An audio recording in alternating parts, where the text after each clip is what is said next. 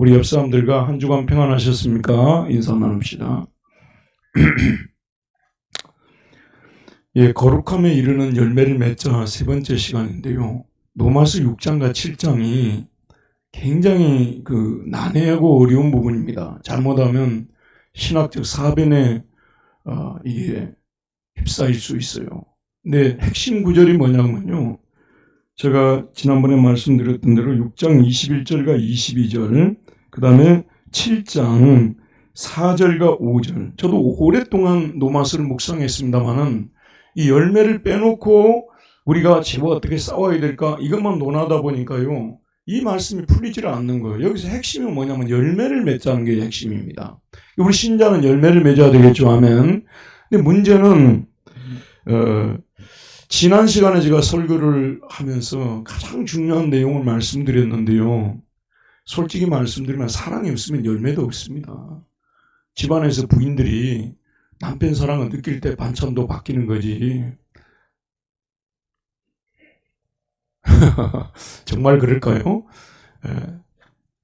사랑이 뭔가를 만들어낼 때 결과도 좋아요. 사랑 없이 의무적으로 하는 데는요. 사실 누가 갖다 줘도 받고 싶지도 않아요. 이게 정말 사랑이 이게 핵심입니다, 여러분. 저는 여러분들에게 이 설교를 드립니다만 사랑이 이게 어디 공장에서 생산해낼 수 있는 게 아니잖아요. 진짜 우러러 나와서 주님을 사랑해야 되는데 그러면 주님을 위해서 살고 싶고 그런데 저와 여러분들이 지금 직면해 있는 문제점이 뭐겠습니까?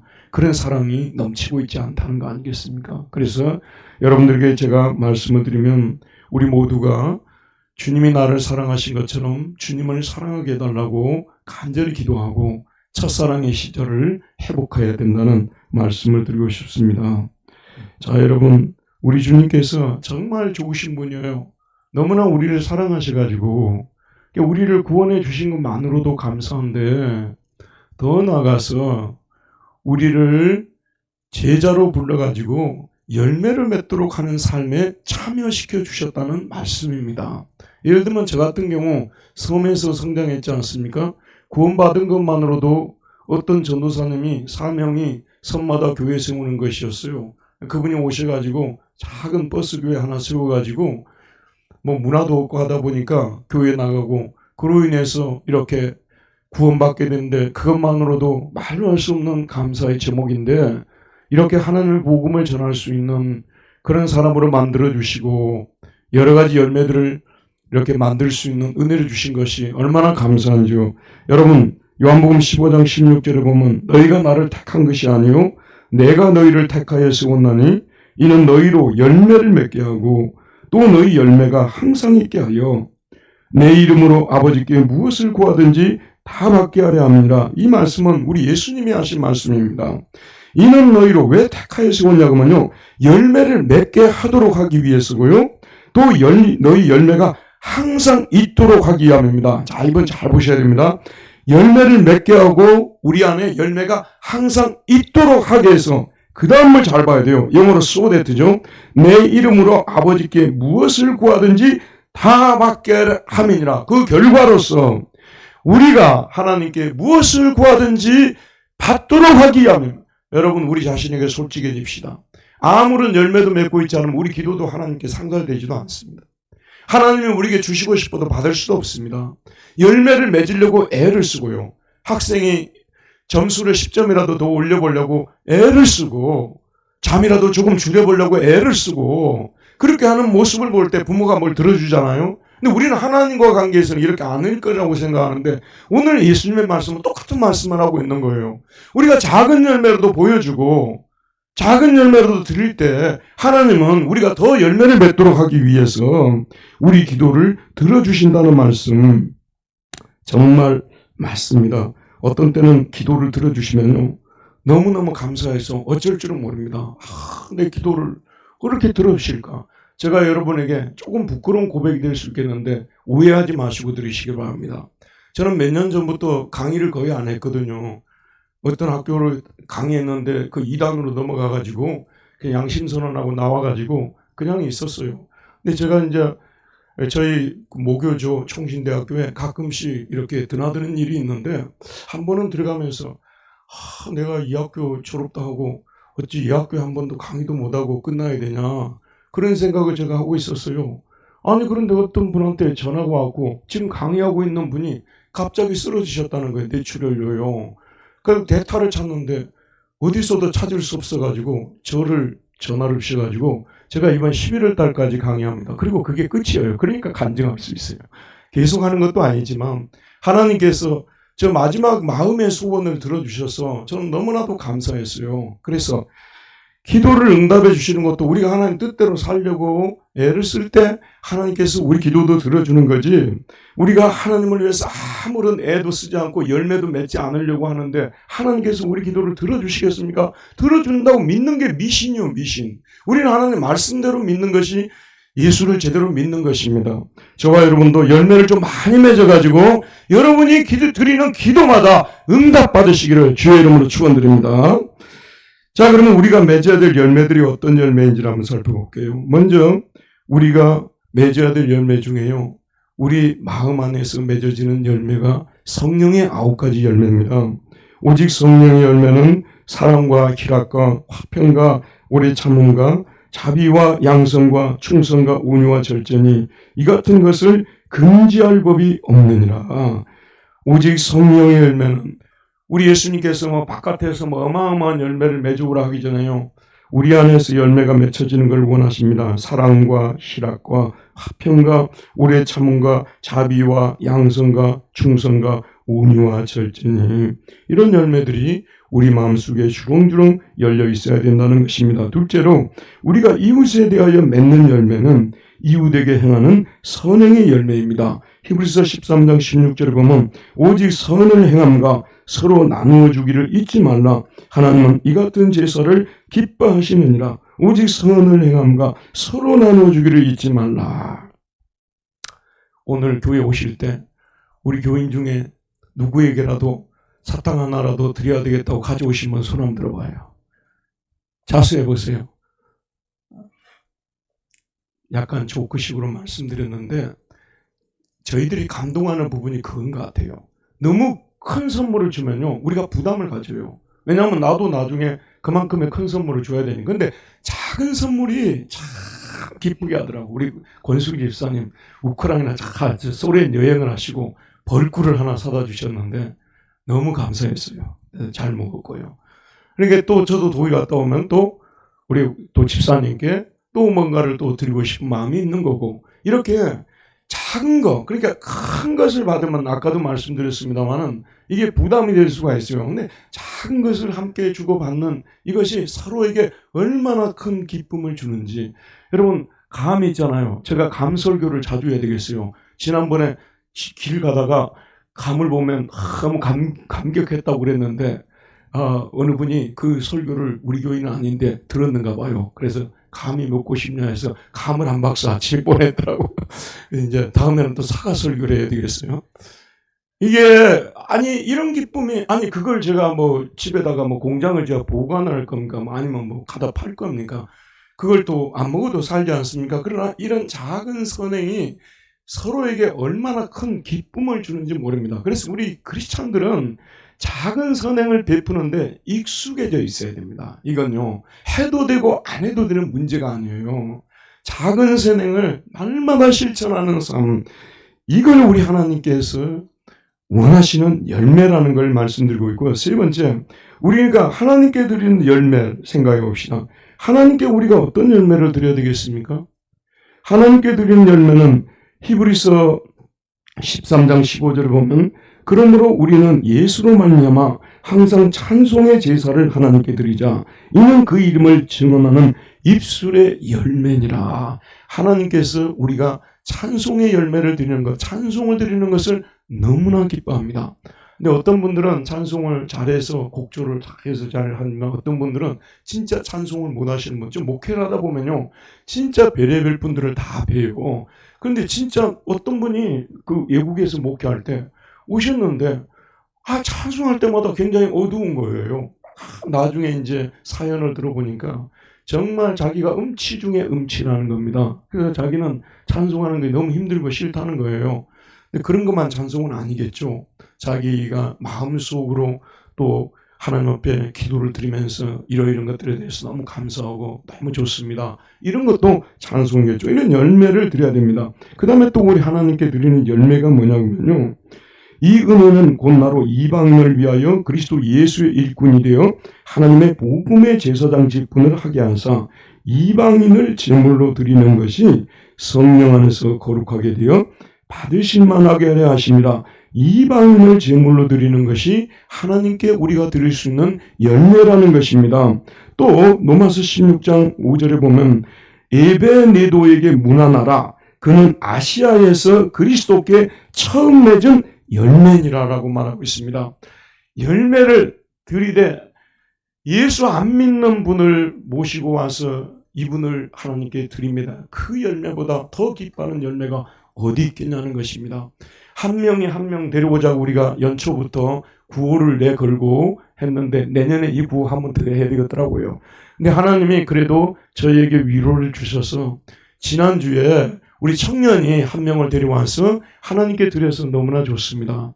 그리고 우리 조혁 우리 형제 아내 우리 김민정 자매가 이제 교회에 정식으로 오늘 등록을 해서 이게 등록 카드를 써서 제출했습니다. 예, 2명의 열매가 있는 어마어마한 해였습니다. 예, 아직 우리 하나님께서 힘을 내라고 2달 남았는데 힘을 내라고 이렇게 저희에게 이런 마지막에 이런 열매들을 드릴 수 있게 해서 너무나도 감사합니다. 어쨌든 제가 여러분에게 드리고 싶은 말씀, 아까 제가 서두에 말씀드렸는데요. 로마서 6장과 7장은 죄와의 싸움이에요. 이 죄와의 싸움에서 우리가 어떻게 죄와 싸워서 이길까? 여기에 대해서 얘기하는데 죄와 싸워서 이길 목적이 뭐냐는 거예요. 그게 열매인데 그게 6장과 7장에 딱 이렇게 2구절씩 숨어 있는데 그걸 빼버리고 나니까 신학적 논쟁에만 이게 늘 되는 거예요. 여기 실제적으로 열매를 맺지 못하는 이유를 분석하고 있는 거거든요. 왜 열매를 맺지 못하고 있느냐? 그게 이제 우리 안에 있는 죄 때문이다. 또 너희들이 세례의 의미를 잊어버렸기 때문이다. 그게 바로 원인 분석을 하는 것이거든요. 그러니까 여러분, 제가 3차례 설교하지 않습니까? 제가 이 설교를 하면서 저 스스로 감동이 되는 거예요. 하나님이 열매를 맺는 것을 얼마나 기뻐하시는가. 이게 우리 구원의 큰 목적이라는 것을 저와 여러분들이 다시 한번 가슴에 새겼으면 좋겠어요. 우리 그리스도인들은요, 이렇게 생각하는 분들도 있습니다. 그냥 열매 맺으면 맺고 못 맺으면 못 맺는 거지. 꼭 맺어야 되냐 이러는데요. 아까도 제가 예수님 말씀을 읽어드렸지 않습니까? 열매를 맺도록 하고 그 열매가 항상 있도록 하기 위해서 우리를 택하셨다고 말씀하고 있기 때문에 맺어도 되고 맺지 않아도 될 그런 선택의 문제가 아니라 반드시 맺어야 하는 필수의 문제라는 것을 다시 한번 말씀을 드리고 싶습니다. 지난 시간에 제가 2시간에 걸쳐 말씀드렸는데요. 왜 열매를 못 맺냐 그러면 세례가 뭔지를 잊어버렸어요. 세례가 뭔지를 잊어버렸어요. 한 몇 년 전에 들은 얘기인데 영국의 목사님이나 또는 사제들에게 십계명을 외워보라고 했더니 많은 목사님과 사제들이 십계명을 못 외우더라 그 말이에요. 오늘 우리는 우리가 받은 세례의 의미가 뭔지조차도 그게 얼마나 중대한 문제인지조차도 생각하지 않고 살아가는 시대가 되었습니다. 그러지 말아야 된다는 말씀입니다. 세례는 예수 그리스도와 결혼하는 결혼식이라고 말씀을 드렸습니다. 그에게 접붙여지는 예식이고요. 그와 연합되는 예식이라고 말씀드렸습니다. 우리 옛사람이 멸하여 다시는 죄의 종이 되지 않겠다는 선언입니다. 또한 세례를 통하여 오늘 7절 말씀, 다 같이 우리 7절 말씀 함께 읽어보도록 하겠습니다. 6장 7절입니다. 시작. 이는 죽은 자가 죄에서 벗어나 의롭다 하심을 얻었습니다. 예, 세례를 통해서 죄에서 벗어나 의롭다 인정을 받게 된 사람들이 된 것입니다. 이제 세례받은 우리는 어떻게 살아야 될 것이냐? 그 다음 구절을 보도록 합시다. 그 다음 구절입니다. 8절이죠. 8절과 9절 같이 한번 읽읍시다. 만일 우리가 그리스도와 함께 죽었으면 또한 그와 함께 살 줄을 믿노니 이는 그리스도께서 죽은 자 가운데서 살아나셨음에 다시 죽지 아니하시고 사망이 다시 그를 주장하지 못할 줄을 아니라. 우리가 세례 때 예수님과 함께 죽었으면 예수님과 함께 살 것도 보장이 되어 있습니다. 이 세상이 죽어서 끝나는 세상이 아니라요.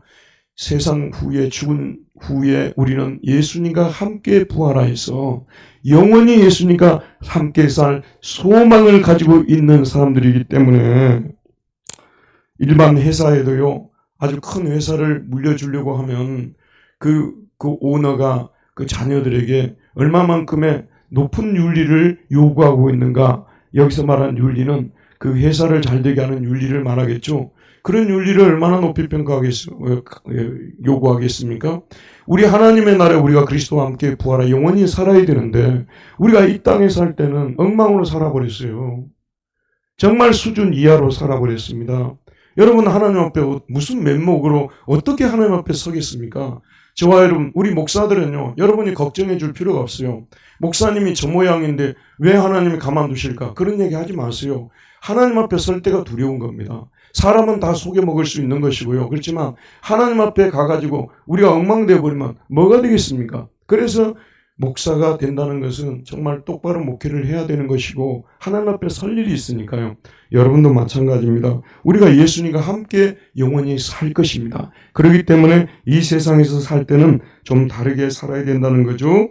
이제는 제 죽은 자들로 살아야 된다는 말씀을 우리는 생각해야 됩니다. 또 우리가 가끔씩 세례받기 이전에 어떤 열매를 맺었는지를 생각해 봐야 됩니다. 여러분, 우리가 세례받기 이전에 어떤 열매를 맺었습니까? 근데 이런 말씀이 사실 많은 분들에게 와닿지가 않아요. 제가 한번 읽어드릴게요.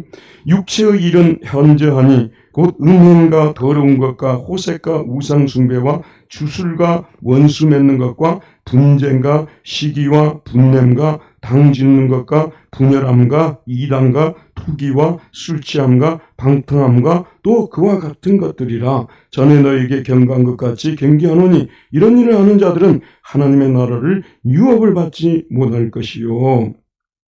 여기 앉아 계신 분들 나 이런 거 그렇게 많이 해본 적이 없는데 이렇게 말씀할 수 있겠죠. 그러나 우리가 가만히 여기 구절들을, 이 단어들을 하나씩 이렇게 묵상해 보면 나도 과거에 이런 열매를 맺고 살았던 사람이 아니었느냐, 이런 생각을 할 수 있을 것입니다. 요즘에 그 개회에서 뉴스에 나오는 얘기들을 들어보게 되면 국회의원 한번 당선돼 보겠다고 여러 사람들이 모여가지고 도모를 하고 그랬던 분들이 어려운 상황에 처해지니까 너 때문이다 그렇게 하는 그런 육체의 일의 그 모습을 보고 있는데, 이 세상의 일이라는 것이 그렇습니다. 자, 이렇게 죄의 열매들을 주렁주렁 맺고 살았던 우리에게 예수님께서 찾아오셨습니다. 그분께서 우리의 죄짐을 대신 짊어져 주시고 우리를 위해서 죽으셨는데, 자, 6장 10절이 매우 중요한 구절입니다. 뭐라고 써져 있는지 한번 보도록 합시다. 6장 10절입니다. 시작.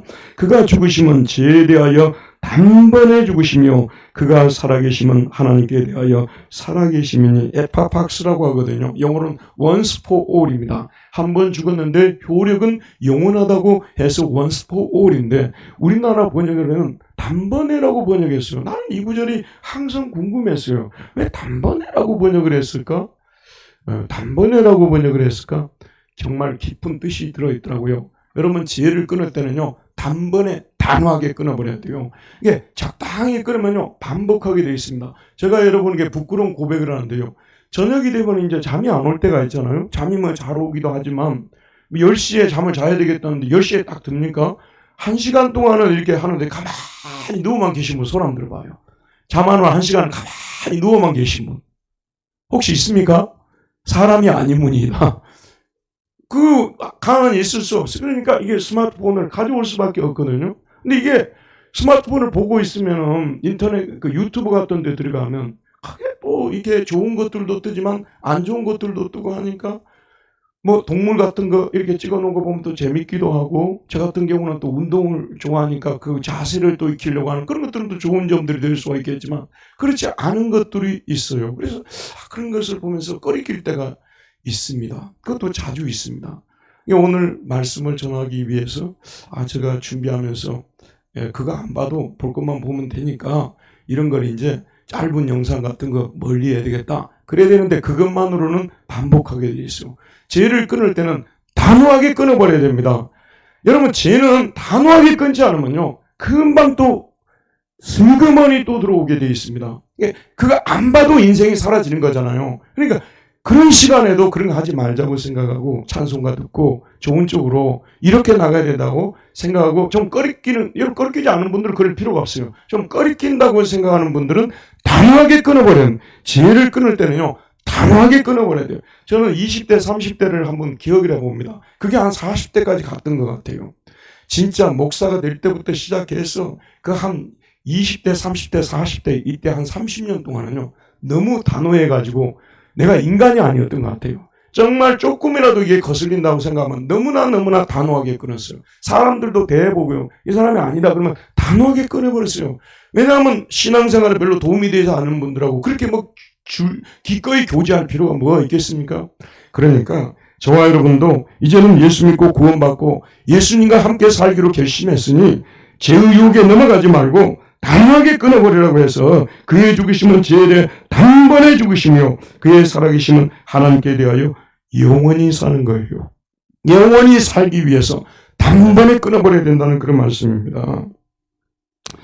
자, 이런 일들은 모두 법적으로 일어난 일입니다. 자, 그러면 이제는 바울이 좀 더 나아가서 세례의 의미를 설명하면서 열매 맺지 못하는 이유가 거기에 있었다는 것을 말씀해 주고 있고요.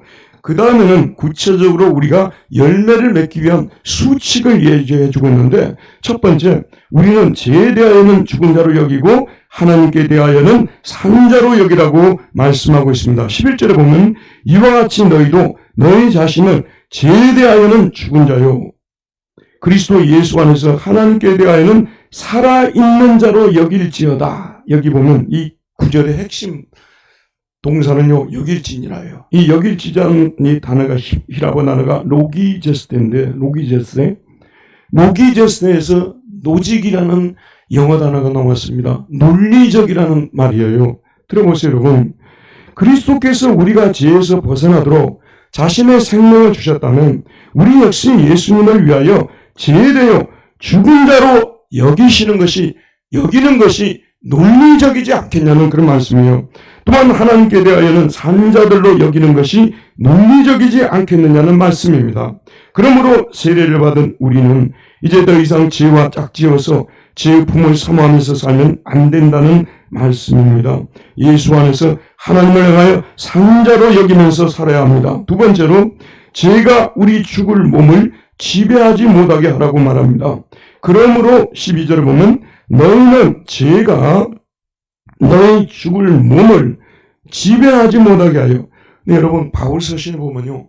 죄는 거의 인격적인 존재로 등장합니다. 죄는 형체도 없어요. 죄는 시간과 공간에 제약도 받지 않습니다. 그런데 이 죄는 노마스에 보면 거의 인격으로 등장해요. 하나의 권세로 등장하고 있습니다. 죄가 우리를 지배하려고 한다고 돼 있어요. 바실유예고 이게 뭐냐면 왕이 백성을 지배하듯이 그렇게 지배하려고 말하고 있다는 거죠. 우리 죽을 몸 안에서 여러분 죄가 통치하는 영역은요. 우리 죽을 몸 안에서만 지배를 합니다. 우리 죽을 몸 안에서만 죄가 지배합니다. 이 죽을 몸을 유혹해가지고 죄짓게 만들어서 죄의 종이 되게 만드는 것이 사탄이 죄를 통해서 우리를 통치하는 방식인 것입니다. 그렇기 때문에 이런 것들은 수칙이에요, 여러분. 수칙이기 때문에 수칙은 지켜줘야 되는 거예요.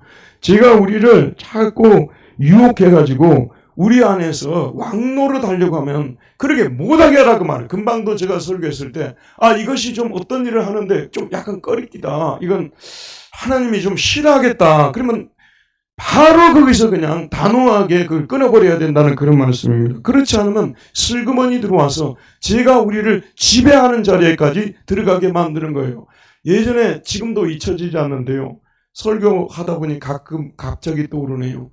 외국에 유학에 갔을 때 베를린 음대라고 굉장히 좋은 학교입니다. 당시로서는요. 엄청 좋은 학교. 그 학교를 합격한 학생이 그 누나는 이렇게 디자인 쪽으로 공부하는 분이고 그래서 아주 대단히 전망이 좋아가지고 누나는 한국의 대기업에 취직을 해갖고 높은 자리까지 올라갔더라고요. 그 동생이 있는데 어렵게 들어간 학교거든요. 그런데 너무 힘들고 심심하니까 빠친코에 손을 댄 거 아니겠어요? 근데 그 집이 그렇게 잘 사는 집도 아니었더라고요. 여기에 빠져가지고 헤어나오질 못하고 인생 망해버렸어요, 여러분.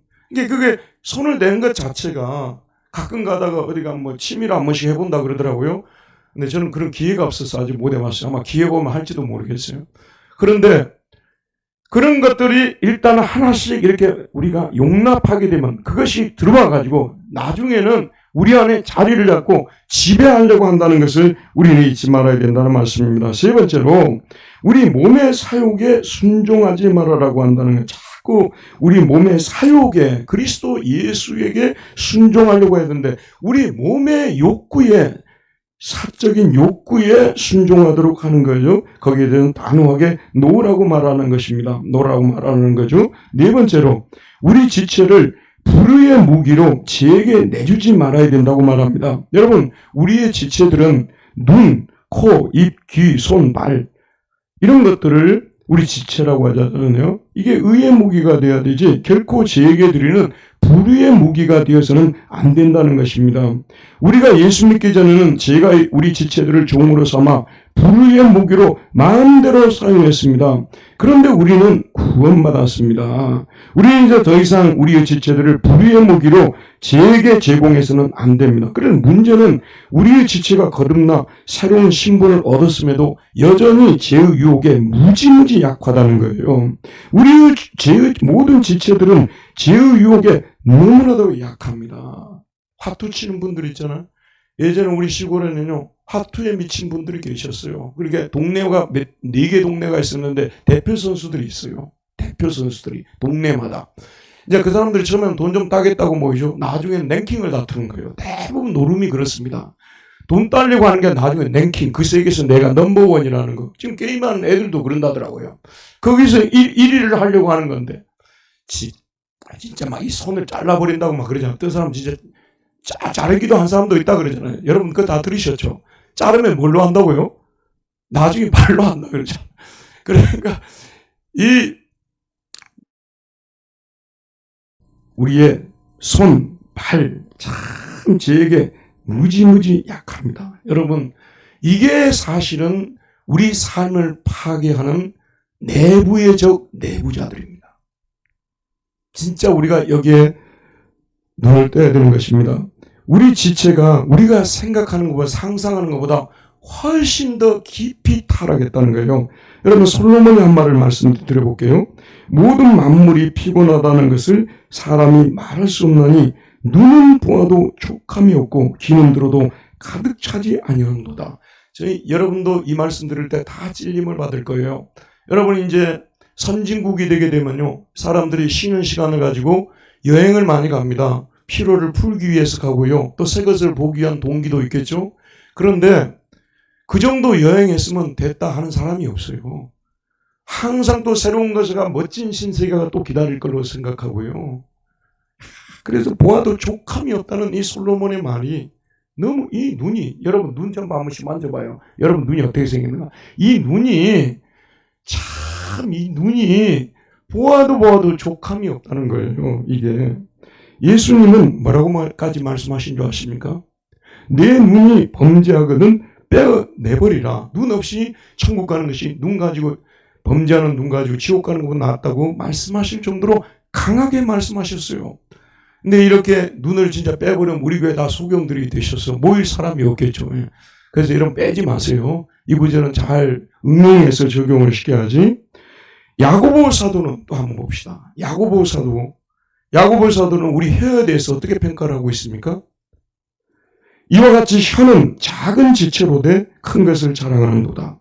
보라 얼마나 작은 불이 얼마나 많은 나무를 태우는가. 혀는 곧 불이요 불의의 세계라. 혀는 우리 지체 중에서 온몸을 더럽히고 삶의 수레바퀴를 불사르나니 그 사는 것이 지옥불에서 나느니라. 여러 종류의 짐승과 새와 벌레와 바다의 생물은 다 사람이 길들일 수 있고 길들여 왔거니와 혀는 능히 길들일 사람이 없나니 쉬지 아니하는 악이요 죽이는 독이 가득한 것이라. 이것으로 우리가 주 아버지를 찬송하고 또 이것으로 하나님의 형상대로 지음을 받은 사람을 저주하나니 한 입에서 찬송과 저주가 나오는도다. 이것이 마땅하지 아니하느냐. 여러분 TV를 저녁 5시 이후로 털어놓고 보게 되면요, 이 정치에 관계된 얘기들을 사람들 쭉 하는데 그들의 입에서 나오는 이야기들을 들으면요, 나중에 막 신경질이 나고 짜증이 납니다. 혀는 길을 못 들여요. 모든 걸 다 길들일 수는 있는데 길을 들이지 못해요. 내가 진짜 부러워하는 사람들이 있어요. 때로는 존경까지 하는 분들이 있어요. 어떤 사람들인지 아십니까? 공부 많이 하는 사람요, 돈 많은 사람요, 잘생긴 사람 아니에요. 내가 어떤 때는요, 진짜 저분이 존경스럽다. 우리 교회도 그런 분이 있으나 누구랑 얘기를 안 하겠어요. 좀처럼 말씀을 안 하는 분들, 굉장히 나는 존경스러워요. 좀처럼 입이 안 열리는 분들이 계시거든요. 누구라고 얘기 안 하고 싶어요. 근데 이런 분들은 죄를 훨씬 다른 사람보다 적게 진다면 보는 거예요. 솔직히 우리가 이야기를 하다 보면요, 그냥 없던 일도 있는 것처럼 얘기도 하고, 또 진실을 또 약간 빼기도 하고, 여러 가지 우리가 자기도 모르게 이렇게 죄가 지어지는 이런 것들을 보는데, 우리 지체가 이런 지체예요. 근데 우리가 착각하지 말아야 될 게요, 우리가 예수를 믿고 구원을 받았다고 해서 우리 지체가 다 이게 새 것으로 세팅된 게 아니라니까요. 옛날 그 지체를 그대로 가지고 있어. 법적으로 우리가 의롭다함을 받은 거지, 우리가 다 새로운 것으로 바꾸어져 가지고 새로운 사람들이 된 것이 아니라는 것을 우리는 알아야 됩니다. 그래서 우리 지체가 언제나 우리를 무너뜨릴 수 있다는 생각을 가지고 우리 지체를 불의에게 드리지 말고 의의 ben기로 하나님께 드려야 된다고 말씀하고 있습니다. 13절에 보면 오직 너희 자신을 죽은 자 가운데서 다시 살려난 자같이 하나님께 드리며 너희 지체를 의의 무기로 하나님께 드리라. 여기서 우리는 죄를 이기고 승리할 수 있는 최고의 최상의 비법을 발견합니다. 오늘 설교의 하이라이트입니다. 지금까지 설교 여러분 다 잊어도 됩니다. 지금 제가 드리는 말씀대로만 하면 우리는 우리 지체를 죄에게 주지 않고 의에게 주고 하나님을 기쁘시게 하는 승리하는 삶을 살게 되는데, 그 비법을 제가 여러분에게 말씀을 드리고 싶습니다. FR, 영어로는 have a good이라고 읽어야 되겠네요. 저도 이분이 정확히 누군지는 모릅니다. 1874년에 다음과 같은 가사로 하나님을 찬양합니다.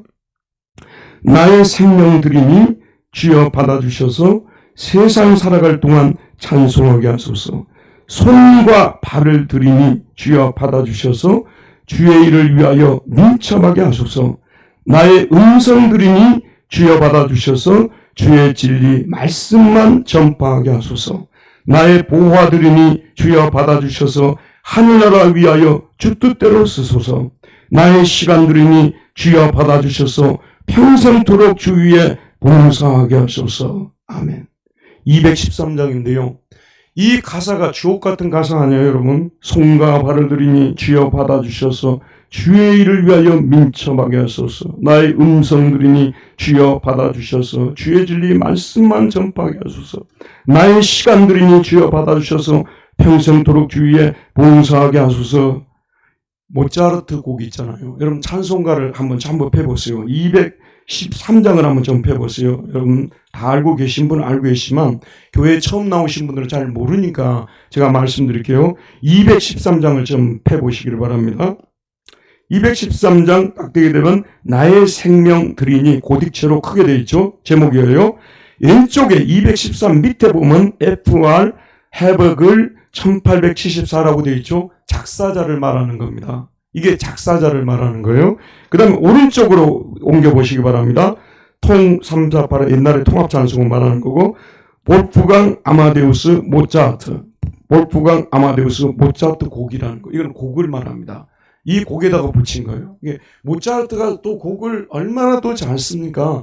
그러니까 이 찬송이 부를 때마다 그렇게 은혜스러울 수가 없어요. 자, 우리 한번 모차르트가 작곡한 그 곡에 한번 맞추어서 가사를 대입해서 지금 만든 거거든요. 한번 우리 다 같이 찬송 반주 좀 해주시면 좋겠습니다. 213장 다 같이 한번 오늘 말씀을 생각하면서 우리가 적극적으로 죄를 이길 수 있고 하나님께 우리를 드릴 수 있는 최상의 비법입니다. 최고의 비법이 여기에 나와 있으니까 213장 우리 다 같이 부르도록 하겠습니다. 그대로 펴놓고요. 조금 더 한 번 더 부를 테니까 이제 말씀을 정리하고 마치도록 하겠습니다. 제가 어제 이 설교를 준비하면서 저녁에 잠 안 오면 저는 고전 음악을 많이 듣거든요. 여러분도 대부분 비슷할 거예요. 그래서 가끔 또 유행가를 한 번씩 듣기도 해요. 제가 좋아하는 뭐 젊은 연인들 이런 거 제가 좀 좋아하거든요. 또 실제로 제가 잘 불러. 어디서 한번 불렀으면 좋겠는데 시켜주질 않더라고. 근데 이런 노래를 좋아하고 듣고 그러는데 찬송가를 또 어떤 때는 영 안 들어버려요. 내가 어제 저녁에 내일 설교할 사람이 오늘은 모든 거 스톱이 나고 저녁 내 찬송가를 틀어놨어요. 저녁 내 찬송가를 틀어놓고 자다가 들어놨을 고 또 자다가 소극적으로요. 죄를 어떻게 지체를 어떻게 그거요. 아무 소용없습니다. 여러분 우리가 적극적으로 오늘은 교회 가는 날이다. 빨리 가버려야 돼요. 손과 발이 빨리 움직여줘야 돼요. 오늘은 또 뭐 다른 일이 있고 그러면 또 못 가는 거예요. 그러니까 하나님을 기쁘시게 하는 일이라고 생각하면요. 즉각적으로 우리 수족이 다 우리 눈, 코 이런 모든 게 다 함께 움직여서 빨리빨리 순종해야 되지. 한번 미루기 시작하면요. 계속 밀어버려요. 이번 학기 성경 공부한다. 아니 그까짓 거 뭐 참여해버리면 끝나는 건데 여러분 여러 가지 이유들을 내가지고 또 이번 학기가 지나갔습니다. 하나님을 기쁘시게 하는 일에 적극적으로 우리가 들이자면 소극적인 건 소용이 없어요. 자꾸 피한단 말이에요. 이거 안 해야지. 천만의 말씀 금방 무너져 버려요. 적극적으로 여러분, 저와 여러분은 하나님을 기쁘시게 하는 삶을 살아야 됩니다. 그럴 때 우리는 죄를 이기고 열매를 많이 맺는 그런 사람들로 쓰임받을 줄 믿습니다. 213장 한 번 더 부르도록 하겠습니다.